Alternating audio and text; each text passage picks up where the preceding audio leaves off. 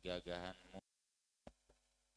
La ilaha illa anta antudillani, yang tidak ada Tuhan selain Engkau, dari Engkau membuatku sesat, dari Engkau menyesatkanku, aku berlindung dari sesat. Antal hayyul ladzi la yamut, Engkaulah yang maha hidup dan tidak akan pernah mati. Wal jinnu wal insu yamutun, sedangkan jin dan manusia semuanya mati. Saya menelusuri hadis ini di Kutubut Tis'ah, di 9 kitab hadis. Cuma ada di riwayat Bukhari, Muslim, dan Ahmad. Dan tidak ditemukan ini dibacanya kapan. Kalau tidak ada keterangan dibacanya kapan, berarti bisa dibaca kapan saja dalam waktu-waktu doa secara umum, baik itu kalau di sholat di sujud, di sebelum salam, ya tahiyat akhir, atau di wirid ba'da sholat, atau ba'da sholat sunat, termasuk boleh kan berdoa sesudah sholat sunat, atau di waktu sahur, ya di waktu pagi sholat duha, di waktu petang sebelum maghrib. Dan doa ini dalam kaitan bab ini mengajarkan konsep tawakal. Pertama, tawakal itu memang sudah seharusnya kepada Allah, karena Allah satu-satunya yang tidak akan pernah mati. Sedangkan kita bertawakal kepada selain Allah, itu semuanya ada matinya. Ini dalam konsep tauhid menunjukkan tidak pantas dipertuhan yang selain Allah, karena semuanya ada matinya. Apalagi jika itu benda-benda mati kayak berhala. La yamliku lahum darra wala naf'a. Benda mati itu tidak bisa membawa dampak apapun, baik itu madorot ataupun manfaat. Malah kita sendiri yang membuatnya dan bahkan bisa menghancurkannya. Simbol-simbol, nilai-nilai yang ada dalam benda mati itu semuanya, kata Al-Quran, asma'un sammaitumuha antum wa aba'ukum, itu semuanya hanya dibuat-buat oleh kalian dan orang-orang tua kalian. Kolot-kolot bahula ma anzalallahu biha min sultan, tidak ada keterangan yang kuat dari Allah, ya semuanya diada-ada, dibuat-buat.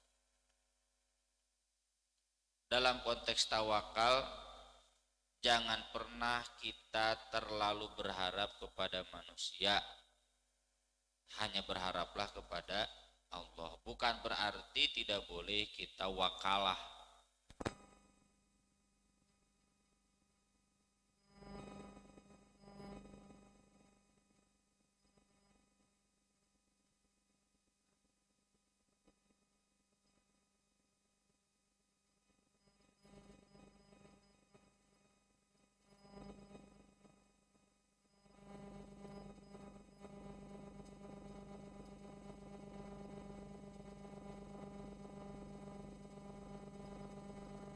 Urusan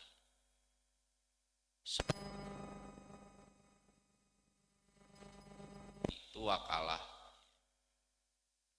Atau kita menugaskan seseorang buat membeli apa, penugasan itu wakalah. Boleh, cuma tetap tawakalnya kepada Allah. Jadi ketika kita dikecewakan oleh sohibul wakil,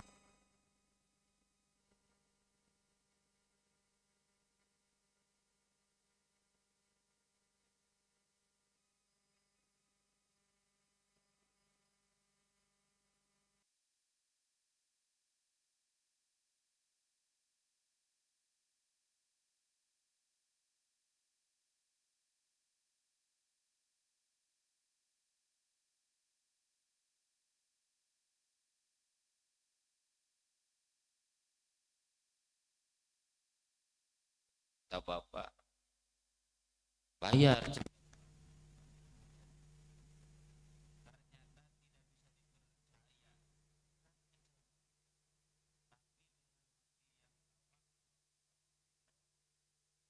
Akan hilang kekecewaan. Kenapa? Kan yakin semua yang ada di dunia ini inna dzalika fi kitab, semuanya sudah tercatat dalam kitab takdir. Inna dzalika 'ala Allahi yasir, bagi Allah semuanya itu mudah. Likulli ajalin kitab, semua ajal, semua kejadian ada catatan takdirnya. Jadi dengan tawakal kepada Allah ya sudah. Sekarang mah tinggal bagi kita cari uang buat tambal kepentingan, buat hajat. Nggak bisa berusaha ya pinjem, dan kita janji kepada yang pinjemnya nanti kita bayar. Nggak usah kita ngomong nanti nunggu itu bayar, pan duka iraha, nanti kita bayar, saya akan berusaha sekeras tenaga untuk membayar, kan selesai hampang. Uang yang kita pinjamkan ke dia dan dia telat bayar, dia dosa karena berbohong, tapi kitanya dapat pahala, Pak. Kan sudah pernah kita bahas ya hadisnya, bahwa dengan meminjamkan uang kepada orang lain itu senilai sedekah. Kalau saya meminjamkan 10 juta, Bapak meminjamkan 10 juta, itu dihitung sedekah setiap hari 10 juta. Sok iraha deui Bapak. Nya, toh Bapak lah abi lah teu pernah sedekah unggal 10 juta. Iraha teuing da duitna ge nya duka aya duka henteu. Kalau sekarang belum ada, yang mudah-mudahan nanti ada. Jadi dengan tawakal itu tenang, beres. Ya udah, itu uang yang dipinjamkan ke tetangga bari tinggi rahmayana, udah itu pahala sedekah. Dan karena sudah jatuh tempo, dia janji sebulan, lewat dari sebulan, kan kata Nabi dua kali lipatkan, berarti lewat dari sebulan itu pahala sedekah kita 20 juta tiap hari. Piraku teu kabita. Sok Pak jujur, kabita teu Pak sedekah begitu? Kabita mantak lamun Bapak nginjemkeun ka batu teh geus tong ditagih lebar. Ini menghibur hati orang-orang yang uangnya dipinjam bari ting irah dibayar. Tawakal, dan orang yang tawakal kepada Allah di surat At-Tolak, wa may yatawakkal 'ala Allah fahuwa hasbuh. Orang tawakal kepada Allah itu pasti cukup. Itu uang Bapak buat hajat pasti cukup. Mual mungkin tuh kalau Bapak tawakal, tenang, serahkan semuanya pada Allah. Dan tawakal sudah kita bahas di awal, bukan berarti cicing. Hati yang sepenuhnya bergantung kepada Allah, usaha mah tetap. Ya. Saya yakin di sini bapak-bapak, ibu-ibu mengalami, ya.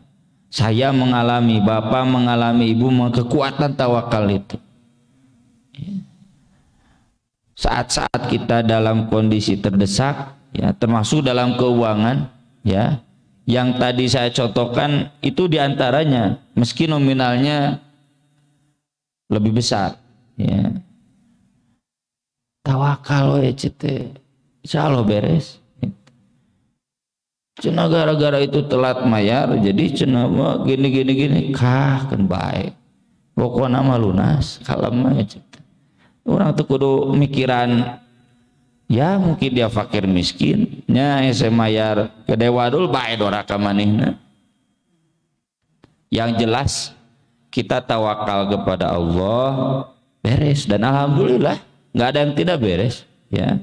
Kan tawakal itu satu paket dengan takwa kan, wa may yattaqillah yaj'al lahu makhraja wa yarzuqhu min haitsu la yahtasib wa may yatawakkal 'ala Allah fahuwa hasbuh innallaha balighu amri. Itu kan qad ja'alallahu likulli syai'in qadra. Allah pasti akan menyelesaikan urusannya. Allah sudah menjadikan buat semuanya takdirnya. Jadi kita kenapa tidak tawakal kepada Allah? Kita kan hanya mengikuti takdir. Tapi kalau kita tawakal kepada manusia karena terlalu mengandalkan dia bayar utang, tulin tuh pan kecewa teh heueuh.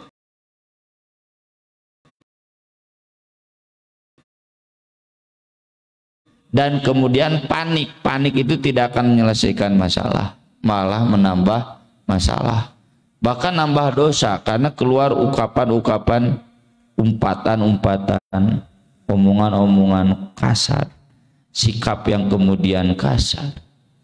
Jadi nggak menyelesaikan masalah. Ada tidak kepanikan menyelesaikan masalah, justru karena panik, wah, gelas pupus, piring pupus, pantau rusak, banting, mobil tabrakan, motor tabrakan gara-gara panik, jadi tambah masalah.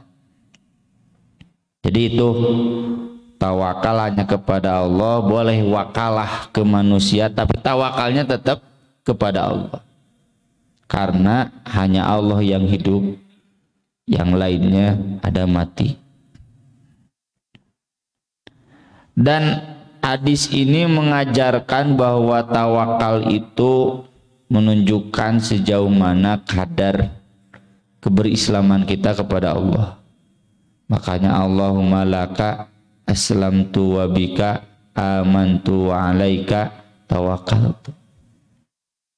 Ini mirip doanya dengan doa iftitah dalam sholat malam, ya. Allahumma anta rabbi la ilaha illa anta nurus samawati wal ard walakal hamdu anta qayyimus samawati wal ard walakal hamdu, panjanglahnya, yang kesananya nanti laka aslamtu wa bika amantu wa alaika tawakkaltu wa ilaika anabtu wa ilaika hakamtu, mundina doa iftitah sholat malam, wabika khosomtu, jadi mirip. Tapi saya enggak mengatakan bahwa ini dibaca di doa iftitah sholat malam karena ada kesananya beda. Allahumma inni a'udzu bi'azzatika la ilaha illa anta antudillani. Kita berlindung kepada Allah dari sesat, dan bahasanya engkau menyesatkanku, karena memang hakikatnya semuanya kita ada di Allah. Bahasanya kan man yahdillah fahuwa muhtadi wa may yudlil fa ulaika humul khasirun falan tajida lahu waliyam mursyida. Siapa yang Allah berikan hidayah, siapa yang Allah sesatkan. Apakah berarti semua manusia sesat itu karena Allah? Semua manusia dapat hidayah itu karena Allah? Para ulama menjawab dengan mantap, iya. Tapi kita tidak berhak bertanya mengapa Allah. Tapi yang dihisab nanti itu faman syaa ittakhadha ila rabbih ma'aba. Faman syaa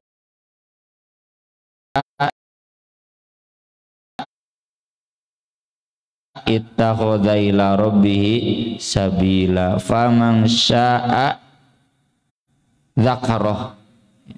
Kalau manusia mau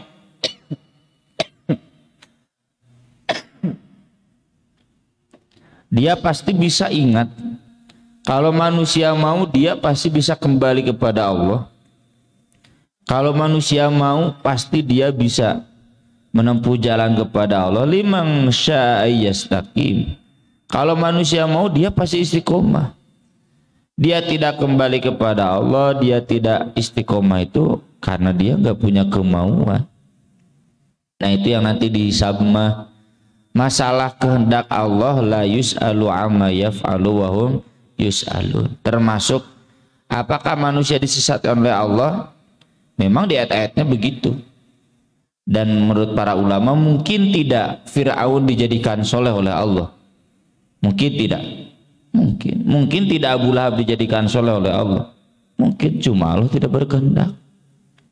Itu ya maksud menyesatkan itu bahasa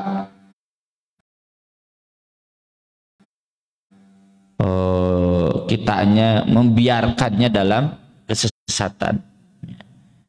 Karena manusia sendiri yang memilih sesat. Faman syaa falyu'min wa man syaa falyakfur. Jadi yudillani itu engkau membiarkanku dalam kesesatan, engkau tidak memberikan jalan kepadaku untuk kembali, engkau mendekatkanku dengan kesesatan. Pokoknya semua hal yang mengarah kita pada kesesatan, kita berlindung kepada Allah. Hadis berikutnya dari Ibnu Abbas, masih an Ibnu Abbas radhiyallahu anhuma aidan qala hasbunallahu wa ni'mal wakil, cukup bagi kami Allah dan dia sebaik-baiknya wakil yang diandalkan. Qalaha Ibrahim sallallahu alaihi wasallam hina ulqiya finnar. Ini yang diucapkan oleh Nabi Ibrahim ketika beliau dibakar dalam api. Wa qala Muhammadun sallallahu alaihi wasallam hina qalu, dan demikian juga diucapkan oleh Nabi Muhammad sallallahu alaihi wasallam ketika mereka berkata, orang-orang munafik. Ini sudah dibahas ya di tafsir ayat kemarin. Innan nasa qad jama'u lakum fakhshawhum, sesungguhnya orang-orang, maksudnya pasukan Quraisy dalam perang Uhud babak ketiga ini. Kan babak satu umat Islam menang, babak kedua umat Islam kalah dan nabinya kelihatan meninggal karena terluka parah, pingsan, disangkanya meninggal. Dan orang kafir dengan meninggalnya Nabi merasa cukup, pulang, diteruskan bisa eleh, pulang. Kan cukup pemimpin mati, udah selesai perang. Pasukan kaum muslimin juga udah kocar kacir. Nabi hanya dijaga oleh 12 orang, sisanya kabur. Pulang, udah pulang, ngalalobrol, nah cenah teh sakalian beakeun cenah ka Madinah gitu. Makanya mereka babak ketiga pulang ke Madinah. Dan ini Nabi dan para sahabat yang masih terluka. Makanya di ayat Qur'annya, di ayat sebelumnya, alladzina stajabu lillahi war rasul mim ba'di ma asabahumul qarh. Qarh itu luka, cedera, luka parah. Meski sedang terluka parah, cedera, ya, ada yang sampai dibopong oleh 2 orang, berbaris siap perang, telo balasan. Orang mau sholat subuh ke masjid wae lieur saeutik lo balasan. Aduh, lagi sakit, ruhsoh we jeung ruhsoh, si ruhsoh we sugan. Ini mah tetap istijabah, memenuhi panggilan Allah dan Rasulnya meski udah terluka parah.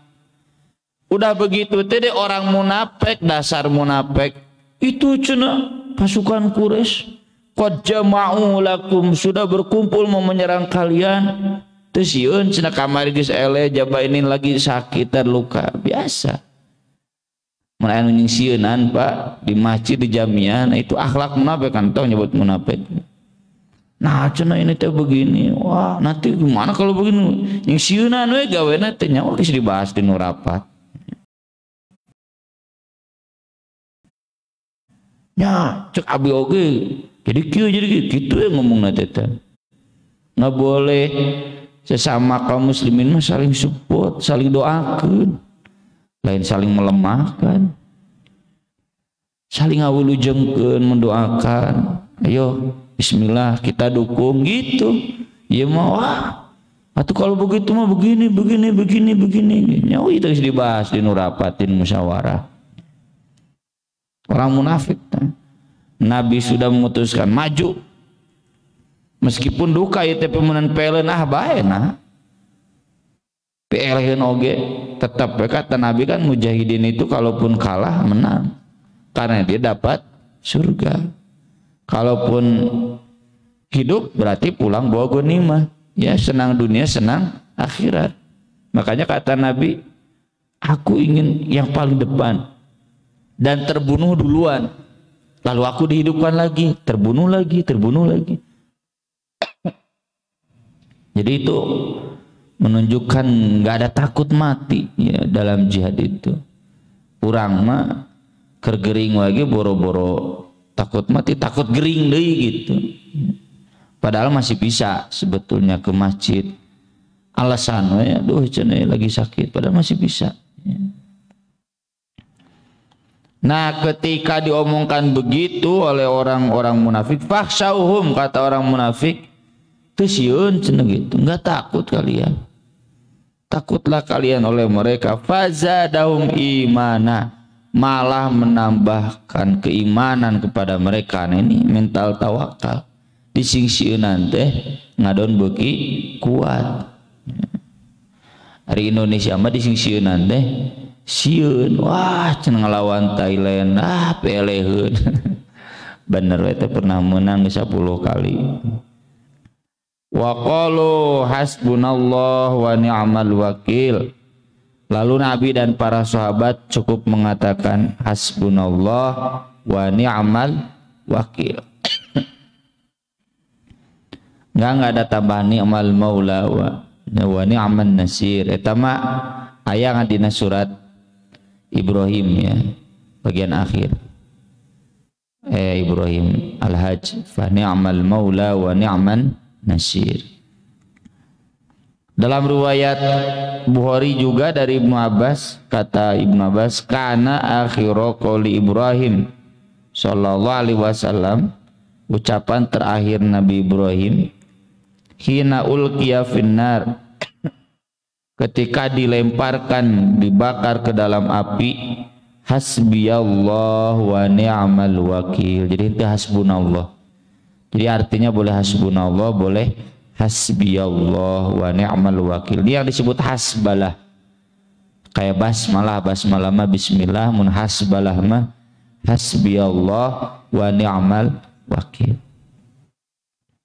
Artinya orang yang tawakal itu ini dikirnya. Dikir ini penting kita baca agar kita kuat tawakal, dan dengan tawakal itu mendatangkan kekuatan batin. Apakah dengan ngomong ini datang keajaiban? Ya belum tentu kalau keajaiban, pokoknya kekuatan. Jadi cenah senoge jadi tiis ya, tak ieu bacaan ya. Pas aya kahuruan bapak teh baca hasbiyallah wa ni'mal wakil teu dibanjur nya atuh beak. Keroan damkar Pak ya. Cenah Nabi Ibrahim oge baca ini apinya jadi dingin. Kan kita sudah bahas ya tafsir Al-Qur'an di surat Fussilat, inna lanansuru rusulana walladzina amanu fil hayatid dunya wa yauma yaqumul asyhad. Kami pasti bakal menolong rasul-rasul kami dan orang yang beriman baik dalam kehidupan dunia ataupun nanti di akhirat. Itu maksudnya bukan berarti selalu menang.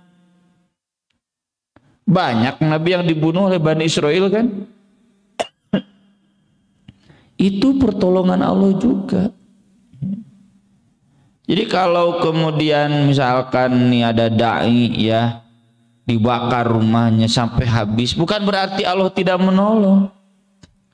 Itu bagian dari pertolongan Allah juga, karena ternyata betapa banyaknya sesudah kejadian yang seperti itu lebih banyak orang yang percaya melihat keteguhan dia.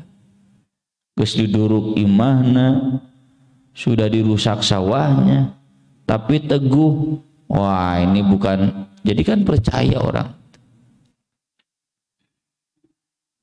Jadi tawakal mendatangkan kekuatan hati, bukan keajaiban saja, meskipun keajaiban itu sangat mungkin ada. Allah itu berkehendak.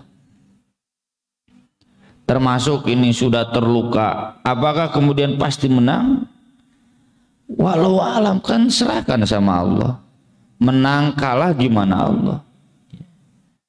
Jadi apakah dengan doa ini Persib pasti selalu menang? Kumaha Allah. atau semua yang bertandingnya misalkan kompetisi santri da kabehanana mararaca ieu nah cenah BLE sudah baca ini kan yang disebut tawakal itu kekuatan hati dan yang paling pokoknya kekuatan hati itu membuat kita menjadi kuat bergantung kepada Allah itu mendatangkan pertolongan kalaupun tidak menang saat itu nantinya pasti menang ya. Kalaupun di peristiwa ini perang Uhud ini kalah, nantinya pasti menang. Terakhir hadis keempat dari Abu Hurairah radhiyallahu anin Nabi sallallahu alaihi wasallam maqal yadkhulul jannata aqwamun akan masuk surga orang-orang afidatuhum mithlu afidatit thair yang hatinya seperti hati burung. Kata Imam An-Nawawi mutawakkilun maksudnya tawakal atau qulubuhum raqiqah atau hatinya lembut burung itu lembut hatinya.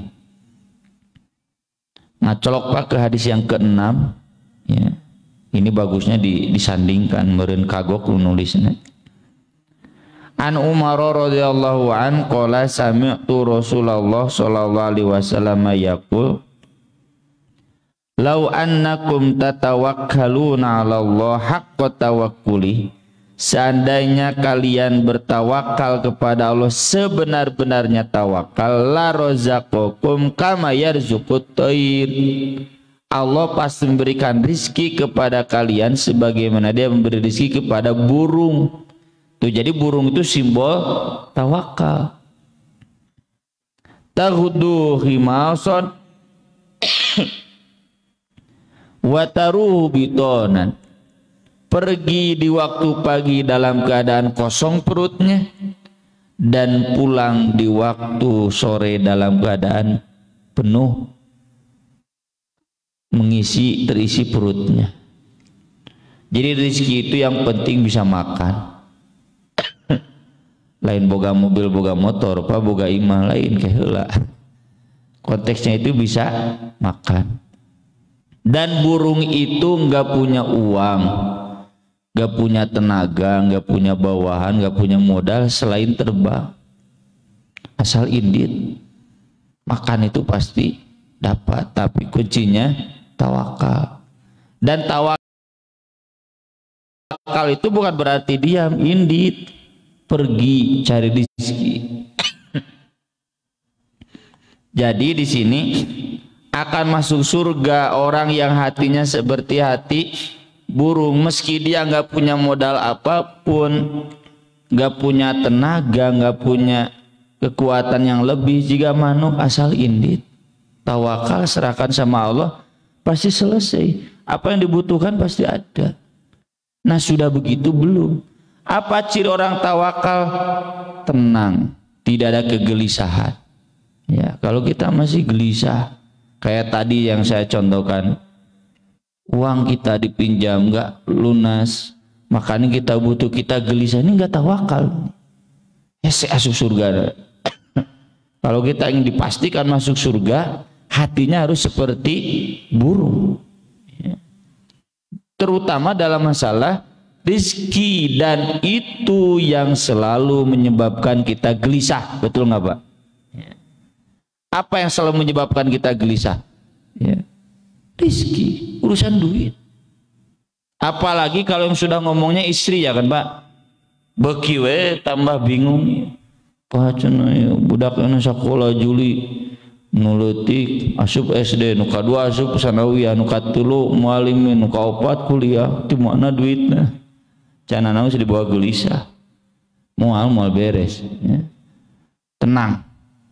Ken Bu, bismillah bapak kan ngalpoe indit pergi pagi pulang pagi dina lagu mungkin ulahnya bahaya pergi paling pulang pagi sok mana ti beuting ya. Jadi yang penting kita bekerja insya Allah semuanya akan ada pada waktunya kalaupun tidak ken bisa dianjuk dan nanti kita bayar ya. Ini hati yang tawakal yang akan masuk surga. Atau yang kedua yang lembut. Kenapa? Karena burung itu digambarkan dalam Al-Quran hewan yang penurut, hewan yang rajin bertasbih. Tusabbihu lahu samawati wal ardu wa man fihin wat tayru saffat. Semua bertasbih kepada Allah, yang ada di langit, yang ada di bumi, dan burung-burung dalam keadaan berbaris. Kan ada istilah innat tuyuru ala ashkaliha taqau. Burung itu akan bergabung dengan kelompoknya. Jadi kalau bapak orang soleh ngagabungna jeung nu saroleh dan berbaris rapi kompak, itu menunjukkan hati yang lembut. Hari di masjid orang geus kompak acan berarti hari ras keneh gitu hati. Hari di jamiah kita udah kompak belum? Eleh kumano. Ada burung itu kan yang sampai terbang melintasi pulau kan, bahkan negara, benua. Musim ini ngabring pindah benua bareng. Itu yang dimaksud hatinya lembut, sofat, berbaris, berkelompok, silih kumahanya, pasean nggak ada, rukun. Ini orang-orang yang akan masuk surga. Makanya selalu dijadikan tipologi di Al-Quran. Alam tarau ila samai fauqahum. Alam yarau ila tayri musakhkharatin fi jawis sama ma yumsikuhunna illallah. Ya, itu di surat An-Nahl. Kalau di surat Al-Mulk nyata sofati wa yakbid ma yumsikuhunna illar rahman. Dijadikan simbol ketaatan kepada Allah, ketawakalan kepada Allah, dan semuanya Allah atur. Ya. Mudah-mudahan ya kita semua memiliki hati era atuh ku manuknya, manuk wae itu boga akal, bisa lembut hatinya. Masa kita tidak lembut? Kita punya hati, punya akal, hatinya harus lembut minimal seperti burung. Dan itu semuanya kuncinya jadi tawakal, dikir yang tadi membantu melembutkan hati kita, insyaallah. Amin. Aku qouli hadza wa astaghfirullah li wa lakum. Subhanakallahumma bihamdik asyhadu an la ilaha illa anta astaghfiruka wa atubu ilaik. Wassalatu wassalamu ala Rasulillah. Wassalamualaikum warahmatullahi wabarakatuh.